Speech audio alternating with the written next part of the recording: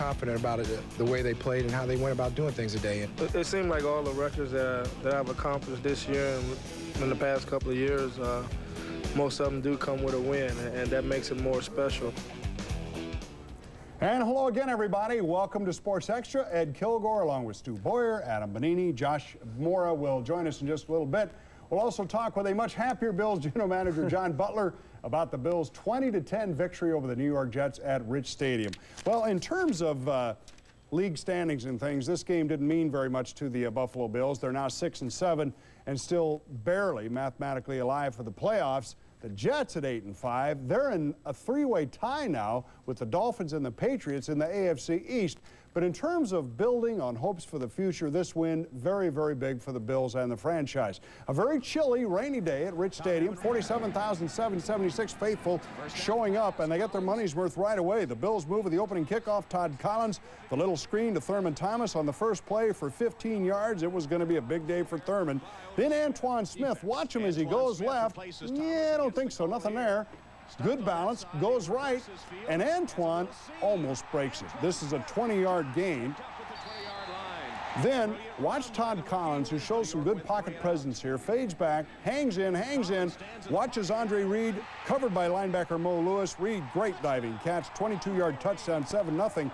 And that is the first quarter touchdown for the Bills in 17 games. And Collins, actually smiling after the game, says that was a nice way to start. And it's been a long time since we scored one in the first quarter. And I think what it does is, the defense dries off that too, and you get the momentum going. So, we got to continue to come out strong in the first quarter in these last three games. Well, things get worse for the Jets. They lose starting left tackle Jumbo Elliott with an Achilles injury. That'll sideline him for the season. And right tackle David Williams also leaves with back spasms, but Neil O'Donnell gets better protection. Second quarter, 7-0 still. O'Donnell to Fred Baxter for 26, and then on 3rd and 8, he finds Keyshawn Johnson, all-world, 17 yards, and that's a first down, and that leads to a 22-yard field goal by John Hall to make it 7-3 Bills. The Bills' nose tackle Ted Washington continues making a bid for Honolulu, stuffing Adrian Morrell on the screen. The Bills using the 3-4 very effectively at times, and a little bit later on, Phil Hansen will get to O'Donnell, forcing the fumble. Henry Jones recovers at the Jets' 36-yard line as the ball squirts around. That leads to a Steve Christie 49-yard field goal. And that is good by plenty to make it 10-3 at the half. Jones says he thought about trying to scoop up the ball. I was thinking about picking up and trying to run for it, but I saw a lineman coming, so I figured we better get on it. And it was wet out there and slippery, so I better jump on it. And fortunately, I was able to get it. Well, the only key was just to execute the game plan and start off by shutting down the run and then tee off and go out them on the pass. Ted, you're going to make it tough on John Butler. We'll talk about that later. We move to the third quarter. The Jets offense comes alive. O'Donnell to Keyshawn, a 27-yard crossing pattern. And then on the very next play, O'Donnell will go to tight end Kyle Brady. But then, trying to hit a screen, watch, Sean Moran is knocked down, but he jumps up just in time. Thank you very much. Not many interceptions thrown by O'Donnell, but that is one. Now, 2 turnovers to none is not going to last long, and it lasts exactly one play. On the very next play, Collins way over the head of Reamersma, Ray Mickens with the interception. But the Bills' D will get it back. But then Collins, watch as Corbin Lucina is pushed back in the pocket, and he actually runs into the arm of Collins, and this will turn into a 21-yard loss, forcing the Bills to punt. And the special teams doing an overall superb job today, but they do allow Leon Johnson with a 28-yard return. And the Jets on O'Donnell would quickly take advantage. Watch as Keyshawn Johnson going across the middle, and he's going to be open behind Kurt Scholes, 10-10. The Bills defense, though, continues to hang tough. Bryce Popp, often rushing from the outside linebacker spot on the 3-4, gets to O'Donnell. And then Bruce Smith, who comes up with a very large game today, comes up with yet another sack. What a hit right there. O'Donnell not separated from the ball, and the Bills step up the pressure on O'Donnell big time. We did it fairly well stopping the run, and, then when our offense put points on the board, it was catch-up time for them. And that's playing right into our strong suit, our pass rush, and, it showed today. Now we go to the fourth quarter. A bad moment for tight end Lonnie Johnson. Ooh, whoops. And hey, look at this. Todd Collins says, Lonnie, come on, for crying out loud. You can do better, so I'll try again. Very next play, look at this. Lonnie, great catch. Boom, knocks the defender down and goes 62 yards. That is the play of a career for Lonnie Johnson, giving the Bills a 17-10 lead with about 13 minutes left in the game. And take another look at this and watch the hit that Collins takes in the pocket. He is drilled by Marvin Jones, who comes untouched, but Collins hanging tough, gets the ball away, and again, at the other end, Lonnie Johnson makes the play, and it was certainly a proud moment for Bills tight end Lonnie Johnson. You realize who the true fans are and who your true friends are and who your true family members are. Once you go through a storm and the weather's not so great and you're not so successful, those who really love you still show up. Those who don't will stay home like they did. Got in his ear a little bit, but, you know, he understands that only because, you know, he knows he's better than that. And one thing that was great about it is the fact how he come back in the next play and, you know, catches a pass, runs over the safety, you know, really wins the game for us. That it did, and with the game on the line, the Bills were able to run the football. Thurman with 9 yards on the draw. He finishes with 104 yards and a record. We'll talk about that later, and that sets up a Christie 34-yard field goal to make it 20-10. The Bills burned 5.5 minutes off the clock on that drive, and then the Bills defense continues to pressure O'Donnell. This is not a pick, but it's just as good as on fourth down, and the Bills go on to win it 20-10 to sweep the season series from the Jets, and even though the win doesn't mean much, it means a lot. You see glimmers of hope in the team. It's more invigorating. It's not easier, but it's more, you're more delighted to go back to work. The world doesn't seem so dark and gloomy when you wake up on Monday morning.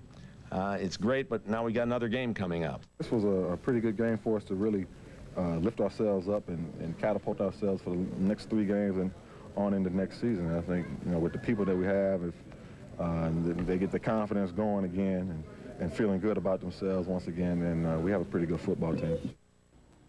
Well, it certainly was that today. Who do you think is the Bills player of the game? If you think it was Lonnie Johnson, 6'4". On a team, look no further than Thurman Thomas and his performance today. Stu? Well, Thurman, I think, has shown all year long. Remember, last year, he was slowed down by an injury against the Jets in the game at Rich Stadium. So he's got plenty of football left in the tank. What I like about today's game was there are plenty. Well, no question about that. Thurman Thomas, a GOAT a week ago, a hero today as he keeps that Bills running game going, especially when the Bills are protecting the lead and trying to run some clock late in the game. Adam Bonini has more on Thurman's big afternoon. Thurman with a lot to smile about today. A far cry from a week ago when on the first play from scrimmage, his fumble recovered and returned by Tennessee's Marcus Robertson for a touchdown. Well, what a difference a week makes. Today, the first 3 plays went like this. First down pass. Collins swings it complete to Thomas. Makes a nice move to get free. He's at the 35, close to the 40-yard line. On the ground, Thurman Thomas bouncing to the outside. Makes a nice cut up. Looked like the Thurman Thomas of old. Thurman Thomas bursting free and spurting down to the 41-yard line. I've been around here to know that even though our season might be over, a lot of teams and a lot of players still play for a lot of pride and on this football team. This was all about pride. A workmanlike effort from Thomas. 104 yards, surpassing O.J. Simpson into 9th place on the league's all-time rushing list. It was a great accomplishment not only for myself, but the guys that I have been around here a long period of time, for Marv Levy, Mark Pike, Steve Tasker, Andre, and Bruce. Those guys have been here with me 10 years, and I'm just glad I can accomplish that record with those guys here. And with his teammates, he could also celebrate a day where a sputtering offense finally came to life. It was great to come in here and know that, hey, we were really a part of this victory today. I mean, it makes you feel good. It makes the defense feel good. It's something to build on. Building on a future he knows he's becoming less a part of. Graciously stepping aside with the emergence of Antoine Smith. Thomas, though, says he wants to come back next year, and today showed that he still has a lot left in him.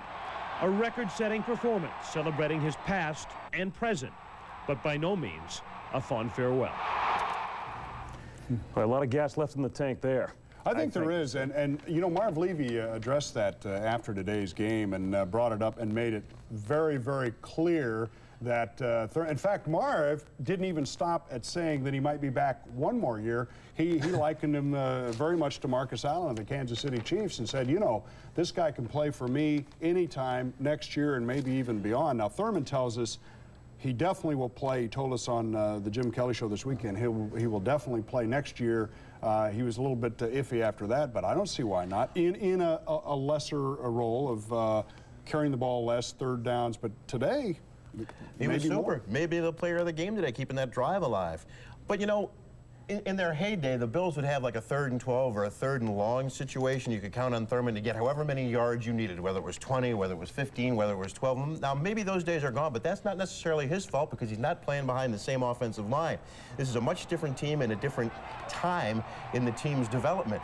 And he can still add a great deal to this football team. Along with Antoine Smith, who we'll see here now. I mean, the two just complement one another, absolutely. And because Antoine takes so much of the load off of Thurman, he can be that much more effective, Thomas can. You know, another thing I think that will help Antoine Smith become a better running back is having Thurman around for at least another year or two. Thurman is almost like having a running backs coach around, and of course, especially with Eli Pitts still ill, that's becomes even more important. And you watch Thurman's habits, not only when he works out in football, but in the off-season keeps himself in great shape and great condition and that kind of thing.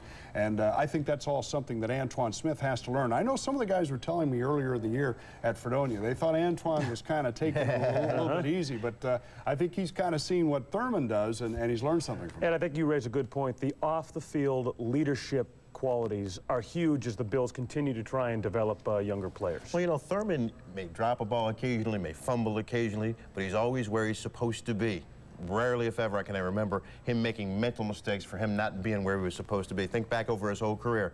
Just doesn't happen. He's always extremely well prepared. You know, one of the things, too, when you look at the football team this season that is happening now, and I know that John Butler was so discouraged about after the Tennessee game and even before that, was that he saw that the Bills weren't improving. Especially Todd Collins, who had the horrible game at Miami, and it seems like Todd Collins in particular, and you start with the quarterback, that's where it all starts. Collins had, after that, he has shown that he kind of maybe hit that rocky bottom and is now working his way. Afternoon, everyone.